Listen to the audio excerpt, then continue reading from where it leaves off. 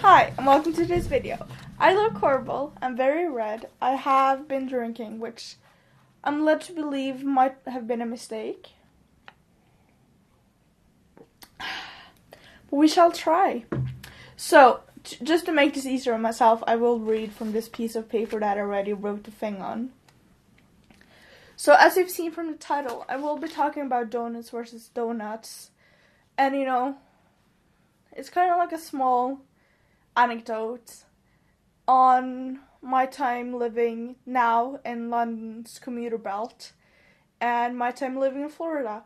Because I am from Norway. That's where I grew up. That's where I was taught English. And yeah, so that's my background with English, really. So, when in school, I was often led to believe that English was some sort of uniform language, and knowing English would open doors to all English-speaking countries.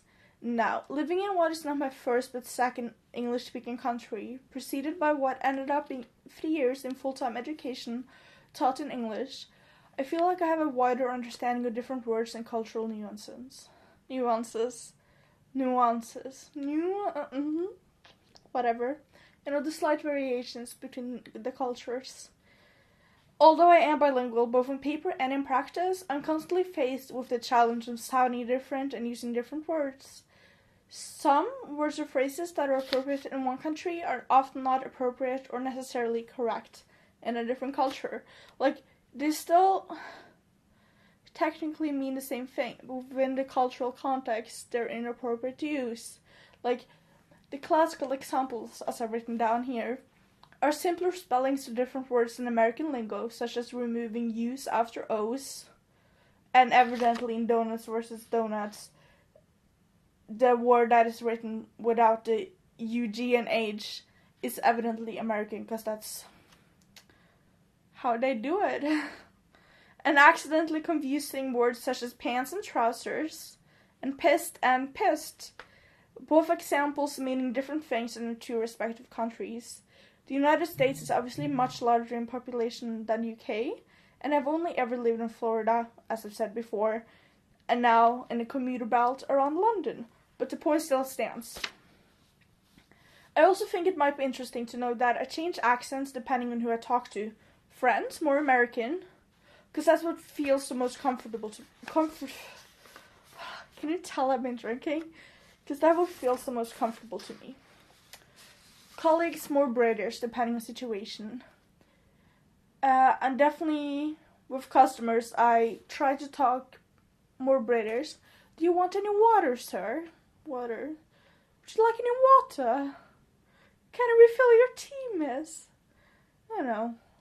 Just sounding more pretentious and obnoxious.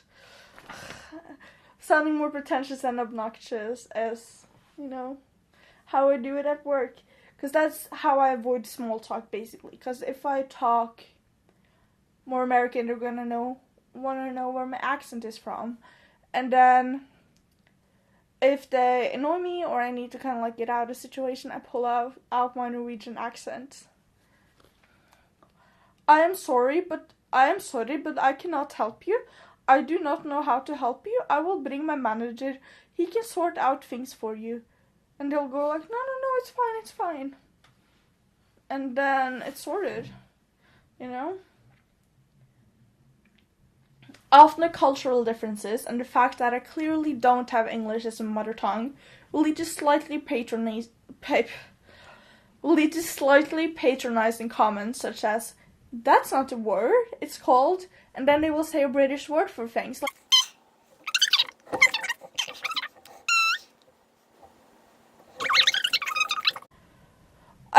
Sometimes it's just to do with my pronunciation, but that's more like a fun thing, because they know that I would pronounce it differently because I'm not from England, and I grew up in Norway speaking a more American accent, especially with colleagues, every time I ask for vinegar, they'll go vinegar, I'm like, that doesn't even sound right, it's a weird way to say it. Anyways, that's quite a long anecdote for you. It's a very late night. By the way, I would like to point out, if I were to give this talk in Norwegian, I probably do just as bad. Now, I shall upload this, maybe edit a tiny bit, and I will hopefully see you tomorrow, depending on my schedule. I really hope I have time to do this tomorrow.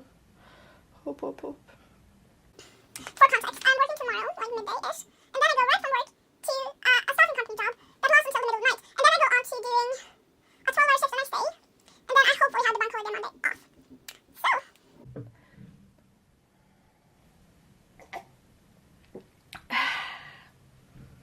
bye! Thanks for watching. If you stuck with me through this all, you probably didn't. Okay, bye! I already said that.